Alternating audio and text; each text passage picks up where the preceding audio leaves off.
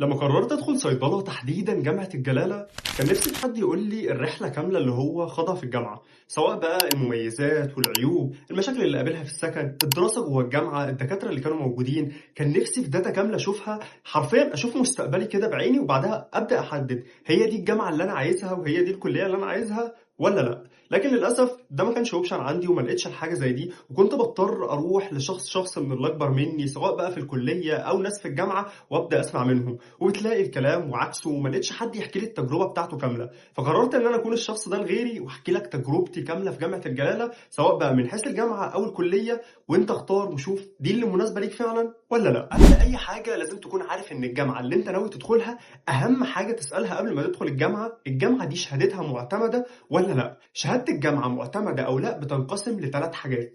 اول حاجه، الجامعه دي معتمده محليا ولا لا، يعني جوه مصر الشهاده دي هتخلص تقدر تشتغل بيها ولا لا. فعايز اقول لك جامعه الجلاله جامعه معتمده محليا، يعني على مستوى الجمهوريه كلها، بمجرد ما تتخرج هتقدر تشتغل في اي مكان جوه دوله مصر.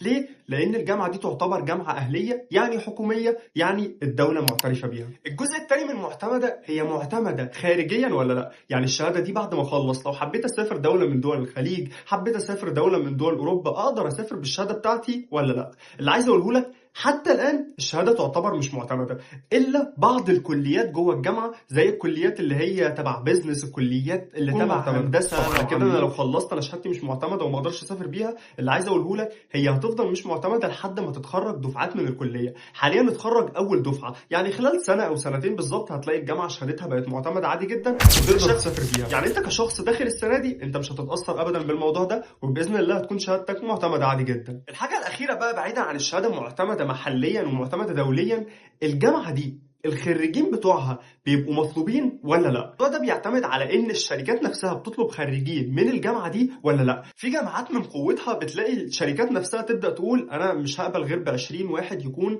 جامعه القاهره او جامعه عين شمس او جامعه مصر الى اخره من الجامعات. فهل جامعه الجلاله بتكون من الاسامي دي؟ اللي انا عايز اقوله لك، جامعه الجلاله اول دفعات تتخرج منها كانت السنه اللي فاتت والسنه دي، فحتى الان الموضوع ده ما بقاش بشكل قوي جدا. لكن اللي عايز اقوله لك، الجامعه بجد بتسعى على الموضوع ده جدا. ازاي انا شفت ده او بناء على ايه قلت كده؟ لان الجامعه نزلت لنا التدريبات كتير جدا في شركات من اشهر الشركات اللي موجوده. الجوب فير بيتعمل كل سنه في جامعه الجلاله، ده بيجي فيه اغلب شركات الادويه اللي بتكون موجوده في السوق بتيجي عندنا، فاسم الجلاله بيكون مسموع عندهم. بننزل تدريبات كتير في شركات مختلفه، زي انا شخصيا حضرت تدريب في نواه ساينتفك وغيرها من تدريبات مختلفه في شركات مختلفه. الموضوع ده بيخلي الشركات نفسها تبدا تسمع عن اسم الجامعه دي وتبدا تطلب ناس منها. فلو انت قلقان من ناحيه الشهاده فدي اطمن ليها. اولا بقى بتلاقي الناس كلها بتبدا تجري ما بين اللي بيحاول يقدم بدري، وما بين اللي بيشوف ان هو لا يهدى شويه لحد ما التنسيق الخارجي ينزل ومش عارف ايه يحصل. اللي انا عايز اقوله لك، حاول تقدم بدري، لان للاسف في السنتين الاخرانيين الجامعه الاعداد فيها كانت بتكتمل بدري. يعني هنا مش بتكلم عن صيدله بس، انا بتكلم عن صيدله وطب بشري وعلاج طبيعي. اغلب الكليات الطبيه الاعداد فيها كانت بتكتمل بدري. اللي انا عايز اقوله لك، علوم صحيه الاعداد اكتملت فيها بدري السنه اللي فاتت. فيعني حاول كل ما تقدم بدري كل ما يكون احسن. انا عارف ان موضوع ان انت تقدم بدري ده بيكون متعب وكل حاجه، بس يعني عدي لك الاستاذ احمد اللي انت هتقابله لما تدخل الجامعه. ثانيا بقى معلش هنتعبك ونقول لك ان هيكون عندك انترفيو واختبار انجلش. بالنسبه للانترفيو فانا عايز اقول لك الحاجتين دول حاجتين روتينيه. الانترفيو السنه اللي فاتت لغوه، السنه دي انا مش عارف هيحطوه ولا لا، بس هو عامه شيء روتيني. يعني ما تقعدش بقى تجيب كتب الانجليش وتقعد تذاكر وتحضر كلمات انترفيو وتفتح فيديوهات اتش ار والحاجات الغريبه اللي كلنا بنعملها دي. اللي انا عايز اقوله لك، الموضوع بيبقى روتيني جدا. بتقعد مع واحد من دكاتره الجامعه بيبدا يسالك اسئله روتينيه جدا: اسمك ايه، اهدافك ايه، ليه اخترت صيدله، المجموع اللي جابك ولا انت اللي عايز. بيتعرفوا على الطلبه مش اكتر. لكن مفيش مثلا سؤال هتجاوبه غلط فيقوم قايل لك لا خلاص انت مكانك مش هنا للاسف. وبجد انت مش في موضوع اتش ار، يعني ما ينفعش يقول لك انت شايف نفسك فين بعد ما تتخرج فتقوم قايل له شايف نفسي مكانك. صدقني ما تعملش كده ابدا. بالنسبه بقى لاختبار الانجليش، فده دوره ان هو يحدد المستوى. يعني برضو ما تجيبش كتب الانجليزي بتاعت ثانويه عامه وتقعد تذاكر انجليش والكلام ده، لا. الاختبار ده دوره ان هو يحدد مستواك. فلو انت يعني نجحت او مستوى الانجليش بتاعك تمام وتقدر تبدا تذاكر من منهج صيدله بالانجليش وتتعامل معاه، هتلاقي نفسك اجتزت الاختبار تلقائيا. طيب لو انت دون المستوى المحدد او الانجليش بتاعك مش اقوى حاجه، فعايز اقول لك انت لو شلت الامتحان ده او ما حلتش خالص فيه، دي مصلحه ليك. مصلحه ليك ليه؟ لان اللي هيحصل ان هم هيدوك ماده زياده اسمها انجليش 1 او انجليش 0 على حسب المستوى بتاعك. الفكره ان هو بيبقى زي كورس انجليش بتاخده. انت بتاخد مواد صيدله كلها عادي جدا، وبتدرس معاها ماده زياده اسمها انجليش 1 او انجليش 0. هو ده كل ما في الموضوع. لكن برضه مفيش حاجه اسمها ان انت يعني حرفيا لو سبت الورقه فاضيه هم مش هيقول لك هنشيل الامتحان مثلا، ده مش بيحصل. كان بقى لما تتقبل باذن الله وتدخل الجامعه، فاول حاجه هتقابلها لما تدخل الجامعه هو استاذ احمد، وده عدي عشانه اي حاجه. رابع حد بقى هتقابله في الجامعه بمجرد ما تدخل، وده اهم حد ممكن تطلع بيه بالفيديو ده، هو دكتور رضا. بص يا حاج، دكتور رضا ده هو البروجرام دايركتور اللي عندنا في الجامعه. يعني ايه البروجرام دايركتور بتاعك؟ يعني اي مشكله هتواجهك خلال الست سنين انت هترجع لدكتور رضا. عامه انا عايز اقول لك، انت لما تقابله في الجامعه هتلاقيه غالبا في التجمعات كده او في اول محاضره غالبا بيحاول يشد ويتعصب ويزعق و الى اخره، فانت هتحسه شخص شديد كده شويه وممكن تخاف منه. لكن انا عايز اقول لك بجد، ايا يكن المشكله اللي انت هتقع فيها هتلاقي دكتور رضا هو اكتر حد هيساعدك ويحل لك المشكله دي بجد.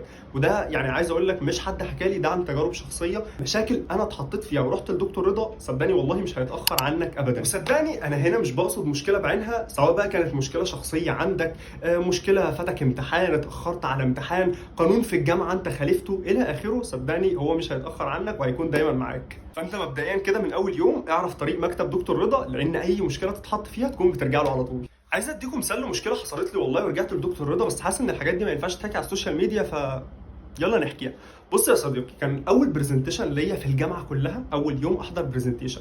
المهم البرزنتيشن ده كان عليه 5 درجات بس. فانا في اليوم ده رحت دخلت للدكتور، هي كانت معيده، فدخلت لها. اول ما دخلت لقيتها بتقول لي فين البالتو؟ قلت لها انا نسيت البالتو، ارجع اجيبه؟ قالت لي لا ما ترجعش تجيبه ولا حاجه، ماينس درجه.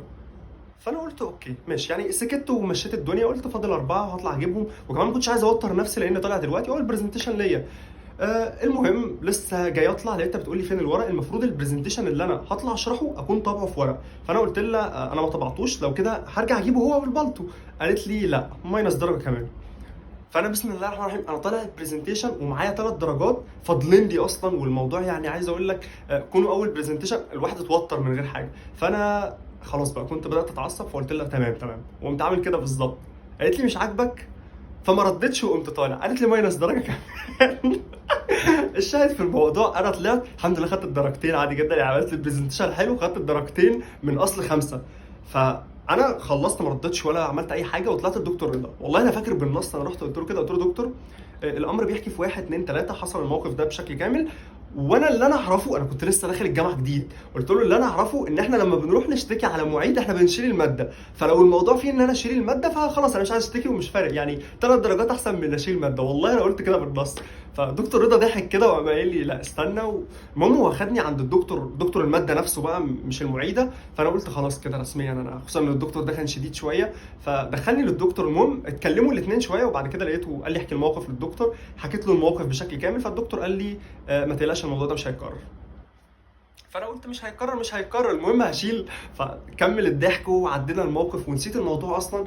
الفكره اللي انا عايز اقولها والله يا جماعه، المعيده دي من ساعه الموقف ده مش معانا بس، مع اي حد في الجامعه الموضوع ده ما اتكررش تاني ابدا، ولا الاسلوب ده اتكرر تاني ابدا. فاللي انا عايز اقوله بجد، يعني مش عارف انا السبب ولا لا، بس الفكره ان دكتور رضا احتوى الموقف فعلا. وعايز اقول لكم انا ما نقصتش في البرزنتيشن ده، انا خدت ال5 درجات كاملين. يعني بجد دكتور رضا حد ما تترددش ان انت ترجع له. رابع ديبيت هتدخل فيه على طول بمجرد دخولك الجامعه، اخد سكن ولا لا؟ وده بقى هيكون موضوع الحلقه الجايه، وهنتكلم بكل التفاصيل عن السكن، مش بس ان انت هعرفك عليه، كمان هعرفك الافضل ان انت تاخد ولا ما تاخدش. الفيديو اللي بعده هنتكلم عن ازاي تذاكر في صيدله وكل ما يخص المذاكره حرفيا، وازاي يعني مش هقول لك ان انت تجيب جي بي اي كويس، لا والله ازاي تجيب جي بي اي 4 مرتاح كمان. واللي بعده على طول هكلمك عن اليو ار، واخر فيديو هيكون عن السوشيال لايف بتاعه جامعه الجلاله، الحياه اللي حواليك اللي هتعيشها دي اللي مستنياك هتكون عامله ازاي.